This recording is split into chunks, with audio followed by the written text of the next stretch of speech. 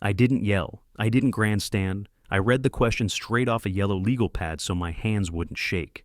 Why did the Q1 2021 sustainability audit never make it into the board packet or the disclosures? My voice was clear. The ballroom was dead quiet. Preston Vale didn't even pretend to think it over. He leaned into the mic like he was ordering a sandwich. "You're terminated, Mr. Lawson, effective now." No echo, just a thud.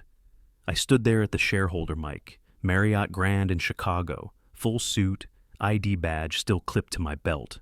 Nobody said a word. Plates clinked soft like they were all trying to disappear into the salmon. My director glanced down like his damn silverware had suddenly turned interesting.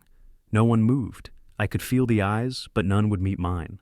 A couple of the interns at table 11 were filming me, pretending to check their phones.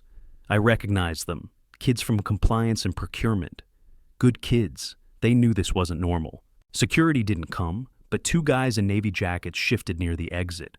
I wasn't going to make a scene. I wasn't some hero. I just wanted the answer. And they gave me one, maybe not in words, but loud enough. I turned and walked out.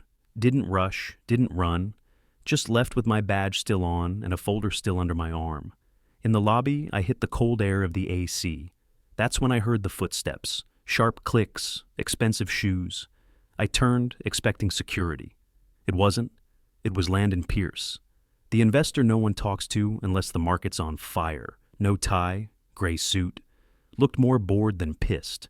He stepped in close, just enough for the distance to mean something. "Could you repeat the question?" he asked, calm as ever. I looked at him, unsure what he was doing. But I repeated it. Same words. No more, no less. He nodded once. No smile, no handshake. Just that nod like he was flipping a light switch. Then he turned and walked right back into the ballroom. "Quick note, before we go on, tell us which city or country you're watching from." The nod wasn't praise. It wasn't sympathy. It felt more like he'd seen the puzzle come into focus. I stood in the lobby a few seconds longer, watching the elevator light blink, smelling the mix of coffee and cheap cologne off somebody's coat. Then I left. That nod stayed in my head the whole walk to the parking garage. Somewhere under the embarrassment, under the silence, I felt it. A flicker. I hadn't lost. Not yet. I hit the street and the fog hit back. That wet, heavy kind of October fog that clings to your collar and makes everything feel like a back alley. I walked toward the parking garage, and my phone buzzed in my pocket. Outlook was open. I was halfway through a flagged thread I'd written about audit gaps and vendor offsets. Then it froze. Message popped up. Session expired. Please log in. I tapped, re-entered, locked out. Slack said, "You are not authorized to access this workspace." The Norvex portal just gave me the wheel. Spinning. Spinning. My name was vanishing in real time. They weren't just firing me. They were scrubbing me. I stood in the garage stairwell, watching it happen. My hand went cold around the phone. It buzzed again, then stopped. My MFA tokens died. Duo denied the prompt. Chrome dumped my saved logins. They were erasing me while I was still walking. When I got home, I didn't even take off my blazer. I sat at the edge of the couch, staring at the wall like it owed me answers. Every time I blinked, I saw Preston's face again. The way he said disruption, like he was putting down a rabid dog. I didn't sleep, didn't eat. Just sat there, phone in hand, charger looped around my wrist, refreshing a screen that didn't care anymore. At 2:07 a.m., LinkedIn pinged. Blank profile, no picture, just Tom B. Message, saw what they did. You were right. I hit accept. The profile disappeared. I stared at the screen. Nothing else came. It was like someone threw me a breadcrumb from a locked room. Then the wiki failed. I'd bookmarked the legacy compliance index. Dead link. My backup login? Rejected. The admin panel I'd built 3 years back? Gone. It wasn't just a lockout. It was a black bag job. And that's when I remembered the old Western Digital drive. 1 terabyte. Thick dust. Lived in the back of my desk drawer under a tangle of printer cables and expired company lanyards. Sticker on it was peeling. Crooked. Said, "Compliance. We notice what you hide." I plugged it in. The little blue light blinked alive like it was waking up after a coma. Folders popped open, raw, unfiltered, forgotten. And inside, temp overrides for sustainability reports, PDF scans of unsigned legal memos, vendor carbon credits with redemption dates that didn't line up, Slack export from a thread where a junior analyst asked, "Should we delete this file or just rename it?" My manager replied with a single emoji, the upside-down smiley face. I sat back, let out one long breath through my nose. This wasn't cleanup. This was camouflage. I made a new folder on my personal drive, named it "If I Fall, You Fall," dragged everything in, backups of the backups. I wasn't ready to go public, not yet, but I wasn't going to be another deleted name in the system. I zipped the folder, made a mirror, stored a copy on the cloud under a generic doc title. No captions, no revenge plan, just evidence. My name might have been fading from their servers, but I was still here, and now, so were the bones. I shut the laptop, then opened it again. New habit, double-check everything. The Proton inbox refreshed, and an email slid in without a subject line. Sender name was a string of letters and numbers, no signature, no pleasantries. They wrote they'd been in internal audit before last year's realignment. That word again. Like layoffs were weather. There was one attachment, a screenshot. It showed an internal file tree I knew by muscle memory. Same folders, same naming rules. At the bottom sat a file name tied to my employee ID. My audit, the one I'd submitted clean and on time. Status, archived, timestamp, 36 hours after submission. No review tag, no approval note, no comments, cold storage. I stared at it until my eyes burned. That wasn't process, that was intent. I typed back one line. "Do you have more?" Sent. The message stayed unread. I waited, counted 10 slow minutes on the stove clock. Nothing came back, no bounce, no reply. Just quiet, like I'd knocked on a door and someone had stepped away from it. Then my phone rang. Jared. Logistics. Used to eat bad burritos with me twice a week and complain about routing software. He never called unless something was broken. His voice came in low, thin, like air leaking from a tire. "Hey man, I probably shouldn't be calling." I told him to talk. He said HR was floating things about me, that I'd been under stress, that I was unpredictable. They weren't firing back. They were poisoning the ground. I didn't interrupt him. I didn't raise my voice. When he paused, I said, "I have copies." He went quiet. I could hear him breathing, counting steps in his head. "How many?" he asked. "A lot," I said. Another pause. "Be careful," he said. The call ended without a goodbye. I didn't move for a second. My phone felt heavier than it should have. That's how you know someone's lying about concern. They don't want you safe. They want you quiet. I opened a new document, title, Disinformation Tracker. First line, date and time of Jared's call. Second line, summary, clean and neutral. Third line, keywords. HR was floating. No adjectives, no anger, just facts. I saved the voicemail, renamed it with a timestamp, dropped it into a folder that mirrored the one on my drive. I cross-referenced the Proton email, logged the screenshot, noted the gap. They were building a story about me, so I built a ledger. If they wanted to say I was unstable, I'd show them version control. If they wanted to whisper, I'd answer with receipts. I didn't reply again to the audit ghost, didn't chase Jared, didn't post anything. I kept my head down and my hands busy. I clicked save, then I backed the file up twice, and left the document open on my screen. The doc was still open when I finally stood up. Back was stiff, knees tight. I hadn't moved in hours. 3 days passed like that. Me in the house, phone face up, notifications off, waiting for Landon Pierce to either reach out or prove I never mattered. He didn't call, no email, no smoke signal, just silence. I started to think maybe I was just the old guy who cracked in a ballroom. Maybe he nodded out of pity. Then the phone rang. Unknown number. I let it go to voicemail. It rang again. Same number. I picked up on the third. "This is Megan Rowe, business desk at the Chicago Ledger. Do you have a moment?" She didn't wait for permission. I wanted to confirm a few things before we publish. On this morning's shareholder call, Landon Pierce referred to you as a person with moral spine. He didn't use your name, but he said you asked what the board refused to face. I didn't say a word. My throat felt like it had gravel in it. "I'm not quoting you," she added. "Just wanted to give you a heads up. I asked. That's all he said? She paused. That was the part that made the call go quiet. I thanked her, hung up, and stared at the table like it might explain itself. 10 minutes later, signal lit up. No name, just a number. Message read, "They're scared. Be smart." There was a screenshot attached. Internal chat. Senior compliance. One line highlighted in yellow. Containment plan. RE, Lawson, stop narrative spread. I zoomed in. My name, center screen. They weren't just ignoring me. They were planning around me. It clicked right then. What I asked in that ballroom, that wasn't the scandal. That was the door. They just didn't want anyone else to walk through it. I cleared the kitchen table, shoved everything off, mail, coasters, empty mugs, grabbed a pack of index cards and a black Sharpie, started drawing boxes, arrows, names, timestamps, color-coded what I could remember from memory. I recreated the timeline down to the Slack emoji. I didn't trust computers anymore. I trusted paper. I trusted ink. Once I mapped the full picture, I backed up everything on a second drive.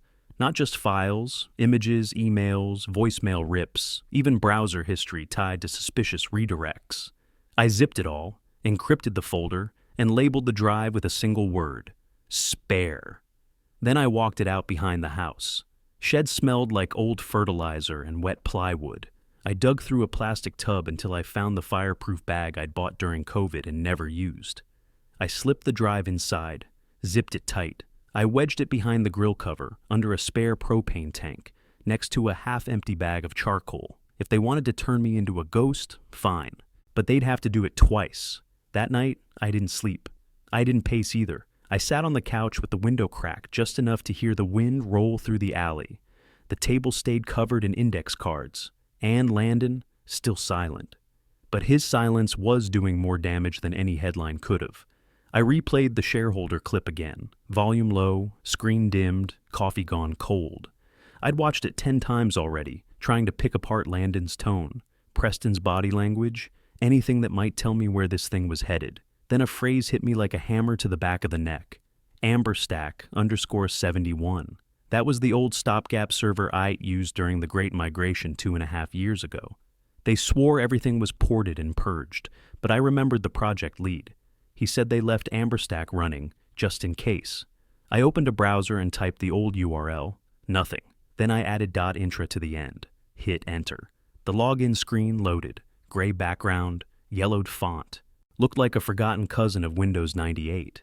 I entered my archived credentials. They shouldn't have worked. They did. I was in. It felt like opening a time capsule. No filters, no spin. Just raw draft folders, flagged emails, dumped logs, and temp saves nobody ever scrubbed. Compliance purgatory.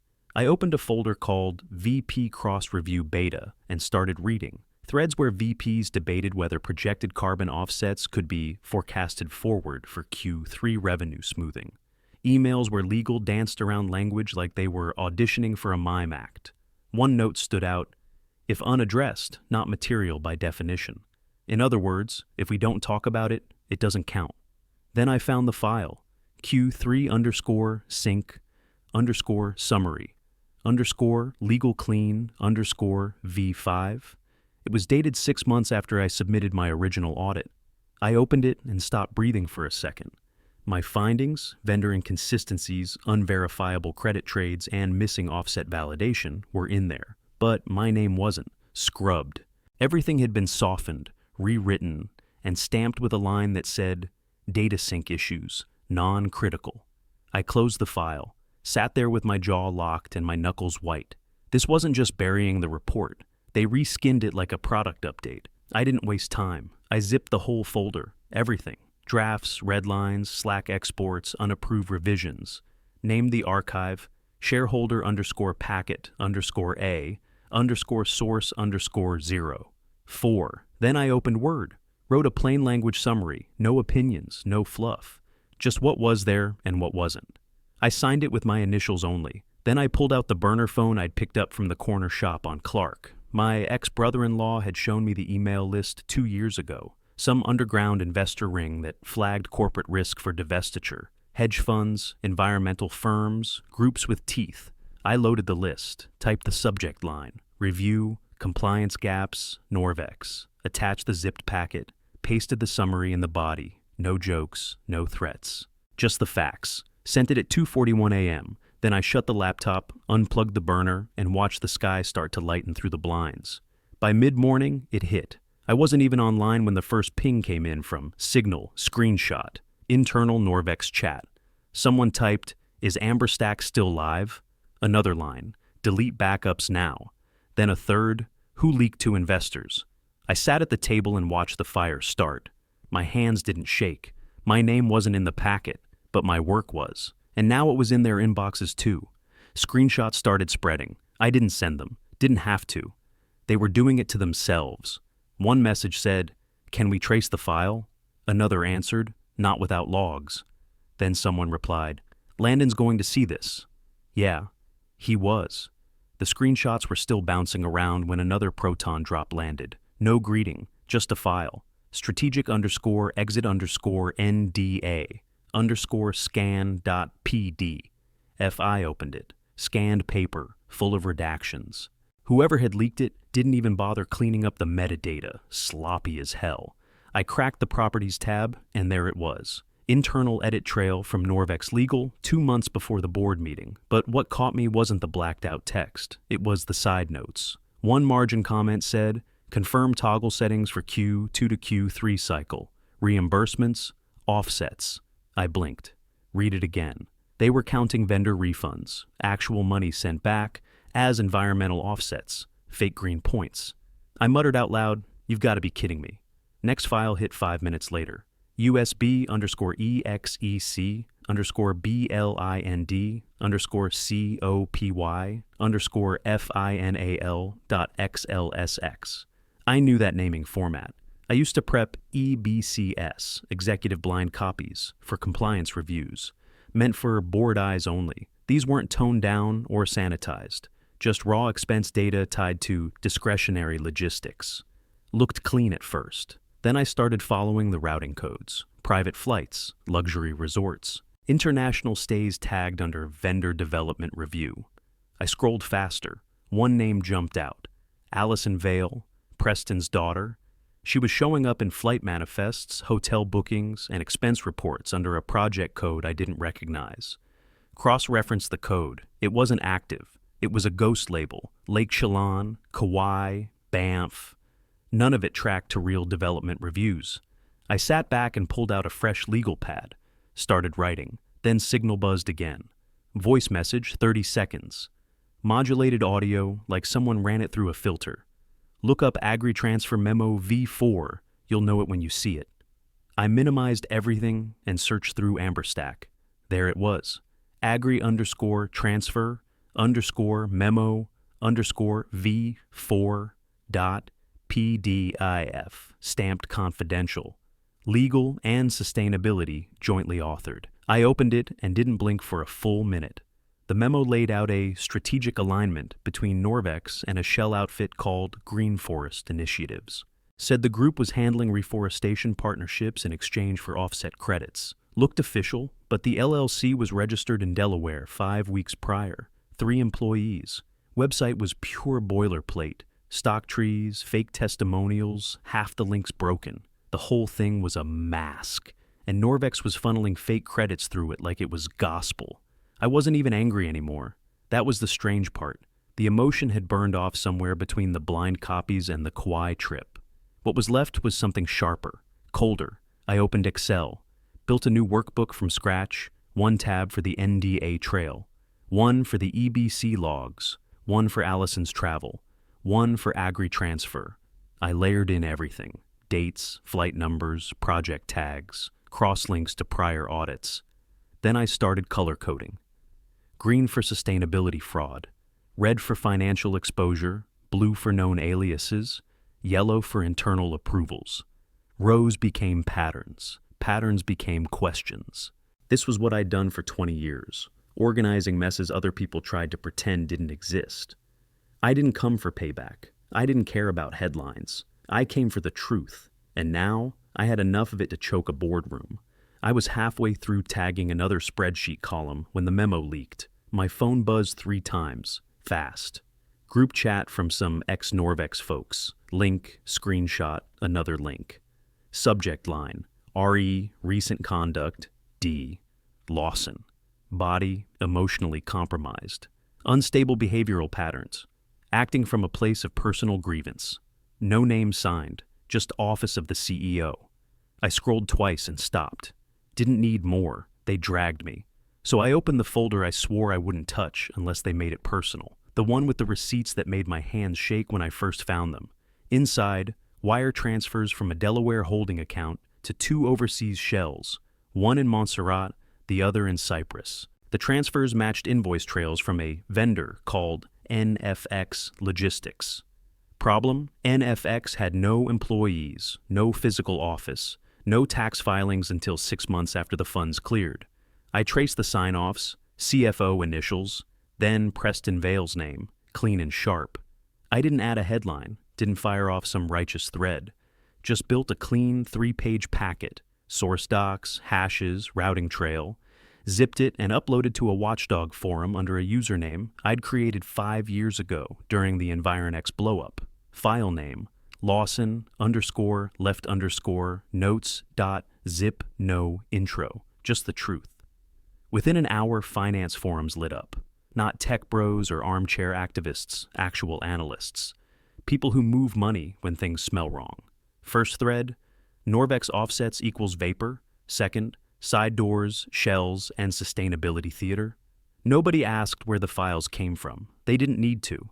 Landon didn't say a word. No statement, no denial, nothing. But that silence, it got loud. By noon, 2 board-adjacent folks unliked company posts. A senior VP untagged herself from a panel photo. Quiet panic, hiding in plain sight. Then a knock at the door. Courier, too polished for FedEx.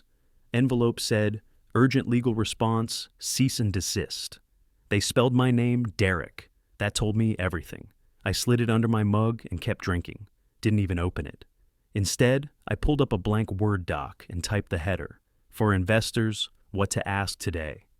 Bulleted the key questions. Who authorized the reclassification of vendor reimbursements as offsets? Why did wire transfers move before invoice dates? What internal checks failed on NFX Logistics? 3 clean questions. Plain language, I PDF'd it, pushed it to a couple investor Reddit threads under the same username. I knew which subforums could connect dots without needing crayons. 10 minutes later, someone replied, "There's no way this stays inside the fence." Exactly. They tried to make me look broken, but I didn't scream, I didn't spin, I just handed over the map. The truth didn't need a hashtag, it needed daylight. I was folding laundry in the living room when the message came through. Signal, no name, just a stream link and 7 words. Wear something comfortable. It might take a while. I didn't reply, just clicked it. Private shareholder session, no recording, no press, just a lockdown browser tab and a shaky feed from a conference room that looked like it hadn't been updated since the Reagan administration. Beige walls, too much wood trim, a clock that ticked loud even with the mic off. No one smiled, no one joked. You could feel the sweat in the silence. Landon sat dead center, gray suit same as always. 1 single sheet of paper in front of him. He didn't look left or right, just leaned in, adjusted the mic, and read it word for word. Explain why the environmental compliance audit from Q1 2021, submitted by D, Lawson and confirmed by legal, never reached the board or disclosures. He said it calm even, like he was asking about the weather. The room didn't move. I held my coffee and didn't blink. The air on the stream felt stale, like everyone had stopped breathing at the same time. Then a voice, older guy, probably Hartley from finance, cleared his throat and said, "I move to vote." No one argued. Someone seconded it. Couldn't see who. Hands went up one by one, slow, reluctant. Like they were waiting to see who flinched first, but they all went up. Every single one. The motion passed. Suspend Preston and the CFO pending a full third-party review. Then came the kicker. I moved to freeze executive compensation, someone added. Seconded. In favor? More hands. The same board that smiled at Preston's quarterly spins now voted to shut the faucet off. Next, Landon said, still calm, still reading. Motion to open a forensic audit of all offshore payments and environmental sustainability claims for fiscal years 2020 through 2023. No one objected. Another vote. Another pass. I sat there, hunched forward, fingers pressed into my mug, like I was holding something fragile that might crack if I moved. Landon glanced down, flipped the paper. One more line. Final motion. Recommend formation of an independent ethics committee answerable directly to shareholders. Rotating chair seat. He paused just a beat. First chair, the person who had the nerve to raise the question. Then he said my name. Derek Lawson. Not Mr., not former employee, not alleged whistleblower. He said it like it belonged there, on record. I didn't laugh, didn't cry, I didn't even move. I just stared at my screen while the stream rolled on, like my brain hadn't caught up yet. Coffee had gone cold. Didn't matter. They didn't debate the motion. They voted, and it passed. I could see the legal team in the background scribbling fast, faces pale, like someone had just turned on the lights in a room they'd been hiding in. One guy near the end pulled off his glasses, cleaned them, and set them back down without saying a word. You could tell he'd seen it coming, just not this fast. The feed went dark right after roll call. No outrow, no wrap-up. Just a hard cut and a blank tab. I sat back on the couch, stared at the dark screen, and exhaled for what felt like the first time all morning. It wasn't relief. It wasn't victory. It was weight. And it had finally shifted. I didn't move from the couch for a while. The stream had ended, the coffee was cold, and the light outside had shifted. But I felt steady. That was new. I picked up the phone and called my wife. She answered on the second ring. Well, they voted, I said. Preston's out. CFO too. They're opening the books. She didn't gasp or cheer. She just said, good. The mortgage can breathe for a minute. I believed her. I stayed quiet after that. No press calls, no public statements. I didn't post anything. Landon never reached out directly, but his counsel did. Said they were offering a stipend and full legal cover if I agreed to take the rotating chair for 6 months. Help establish the ethics committee. Keep things credible. I said yes, with one condition. My team picks the auditor, not theirs. She didn't blink. We can agree to that. Of course they could. They had no cards left. 2 days later, Norvex tried one last swing. Internal memo, leaked on purpose. Claimed I'd manipulated or selectively retained compliance data. Called the Amber Stack files unauthorized fragments. I didn't write a word in response. I posted a clean timestamp chain of SHA-256 hash checks and server metadata, all from AmberStack 7.1. Every file matched down to the byte. Their memo vanished without a follow-up. No one reshared it, no one defended it. I made 3 copies of everything after that. One on a new encrypted drive stored in a fireproof bag. One sealed with my attorney in Chicago.